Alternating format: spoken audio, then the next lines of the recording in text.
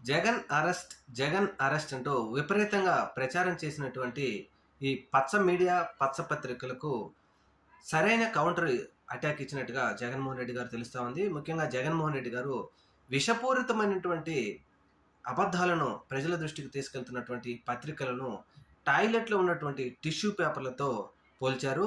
ఎందుకంటే నిజాలను దాచేసి అబద్ధాలను ప్రజల దృష్టికి తీసుకెళ్తా ఉన్నారు. అసలు లిక్కర్ స్కామ్‌లో ఏమీ జరగకపోయినప్పటికీ మా పార్టీకి సంబంధించినటువంటి ఒక వ్యక్తి చెప్పిన మాటలను పట్టుకొని అతనేదో చెప్పాడని, వాళ్ళు చేశారు, ఈళ్ళు చేశారని చెప్పారని దాని మీద ఈ ప్రభుత్వం లిక్కర్ స్కామ్ నడుపుతా ఉంది. నన్ను అరెస్ట్ చేస్తామంటూ అనేక విధాలుగా చెప్తా ఉన్నారు. నేను విజయవాడలోనే ఉన్నాను. ఎక్కడికి వెళ్ళలేదు. అరెస్ట్ చేయడానికి వస్తే నేను స్వాగతిస్తాను. జైలు నాకి కొత్తేం కాదు. నన్ను ఒక రాష్ట్ర ప్రభుత్వం, ఒక కేంద్ర ప్రభుత్వం కలిసి అప్పట్లో 16 నెలలు జైలు పెట్టింది. కూటమి ప్రభుత్వం అధికారంలోకి వచ్చిన తర్వాత మా రాష్ట్ర నాయకులను, మా కార్యకర్తలను, మా మాజీ ఎమ్మెల్యేలను, ఎంపీలను అనేక విధాలుగా వేధించి సోషల్ మీడియా కార్యకర్తలను కూడా జైల్లో పెడతా ఉన్నారు.